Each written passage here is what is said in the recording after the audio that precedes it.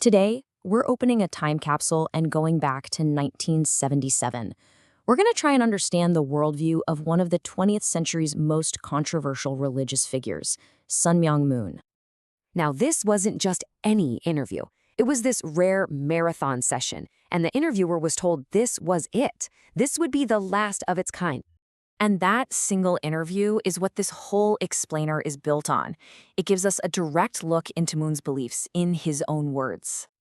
All right, so first up, the new revelation. And really, it all comes down to why a new truth was even needed in the first place. Well, according to Moon, the answer was pretty simple. God's original plan for humanity, it had been left unfinished. So what's really interesting here is that Moon wasn't trying to replace Christianity. He saw his movement as its necessary completion. He argued that after 2,000 years, Christianity had just become fractured and divided. He believed a new revolutionary spirit was needed to shift the focus from just personal salvation to saving the entire world. He called his new theology the divine principle, and he claimed it came directly from God, saying it was the key to finally establishing a physical kingdom of God right here on earth. And this is a crucial point. In Moon's view, Jesus' crucifixion wasn't the plan. It was a tragic interruption of his mission, not the fulfillment of it. He believed Jesus was rejected by the people, which left his work not totally accomplished, and that created the need for a second coming and a new messianic crusade to finally finish the job. Now, a new revelation of this magnitude, well, it was bound to stir up some controversy, and in the interview, Moon addressed the most serious accusations directly. This was one of the biggest and most persistent criticisms leveled against the Unification Church. Moon's justification for this was that his followers were basically soldiers in a divine war. He called the mission a heavenly emergency that just had to come before normal family obligations. He insisted that while it might seem divisive, any complaints were just coming from people who couldn't see the glorious spiritual reality of the situation. He was also asked to respond to that widespread belief, the idea that members were being coercively controlled. He completely dismissed the idea of brainwashing. He called it simply a process of education.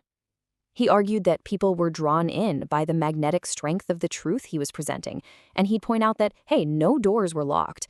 To him, it wasn't any different from the early Christian converts, whose families probably thought they were crazy for joining. And of course, the money. The church was acquiring property and assets really fast, which obviously raised suspicions about where all that cash was coming from.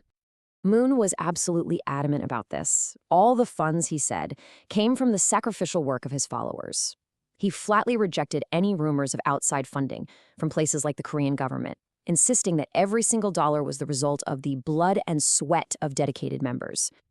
Okay, so beyond all the controversies, Moon had this grand global vision, and he believed that America was the absolute key to it all. He saw America as a nation in a deep spiritual crisis. It was sick, and he was the divinely appointed healer sent to save it. Moon believed the country's Christian heritage was declining, so God had sent him, like a doctor or a firefighter, to reverse the trend.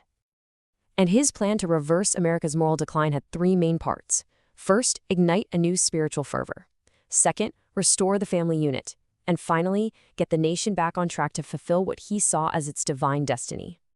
This is why he focused so much energy on the U.S. He believed its destiny would literally sway the destiny of the world. In his view, God had chosen America as his final champion to be the builder of the kingdom of God on earth. This made America the absolute center point for the success of his entire mission. But saving America and the world, that actually wasn't the final objective. Moon's theology had one more, truly revolutionary goal. He believed that for thousands of years, someone else had been suffering and was in desperate need of liberation. And this is where his theology gets truly radical. Moon claimed his ultimate mission was to end God's own suffering. It was a revolutionary concept, and he knew it, asking, who in history has ever uttered such things? For him, this was the ultimate justification for his entire movement. This concept of a suffering, sorrowful God is maybe the most unique aspect of his whole theology, and it was the driving force behind his mission. He described God as having a broken heart ever since the fall of man, like a parent watching their children suffer. For Moon, every single action was about liberating God from that sorrow. So, to recap all that, Sun Myung Moon presented himself as a messenger with a new truth, a plan to fix a broken world, and a cosmic mission to heal God's own broken heart. From his perspective, he was here by divine mandate to complete an unfinished mission. So, was it a prophet's vision or a radical heresy? These were his words from back in 1977. The interview really revealed a worldview that was complex, ambitious, and, deeply controversial. It challenged the foundations of traditional belief and leaves us to ponder the nature of faith, revelation, and the man who claimed to speak for God.